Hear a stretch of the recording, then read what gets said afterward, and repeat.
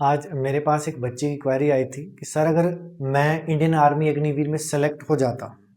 Select होने के बाद मैं अगर जब ट्रेनिंग पे जाऊंगा और उस time period training time period अगर मेरा कोई भी एक रिटन टेस्ट है, कोई भी आपने कोई एक एग्जाम भरवा दिया है, चाहे पुलिस का हो चाहे किसी भी एक कॉम्पिटिटिव एग्जाम भरवा दिया है, या उसका एग्जाम है या उसी एग्जाम क्वालिफाई करने के बाद आपका फिजिकल ग्राउंड है आपका, तो बच्चों याद रखना, जब आप इंडियन आर्मी अग्निवीर में सेलेक्ट हो जाते हैं और आपका ट्रेनिंग टाइम पीरियड होता है, उस ट्रेनिंग टाइम पीरियड में आप कोई भी एग्जाम नहीं दे सकते हो। आपने कोशिश करनी है कि आपने ग्रेजुएशन का भी आपने एडमिशन नहीं लेनी है ट्रेनिंग टाइम, जैसे कि आपको आने में दिक्कत रहे। कुछ एक बातें होती है जिसमें आपको घर भेज दिया जाता है, अगर आपके फैमिली में कोई मिस हैपनिंग हो गई है